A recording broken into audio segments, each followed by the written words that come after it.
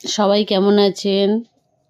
আজকে শিবরাত্রি, তাই আমাদের বাড়িতে মন্দির আছে, সেই মন্দিরে পুজো হয়েছে।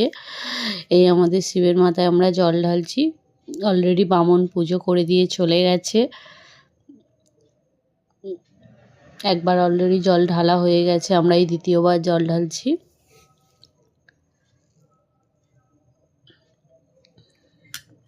পুজোর পরে এই বেলগাছ তলায় মোমবাতি দিতে হয়, ধূপ মোমবাতি দিয়ে জল দিতে হয়। তাই আমরা বেলগাছ তলায় গিয়েছি ধূপ মোমবাতি দিয়ে জল দিতে। করবি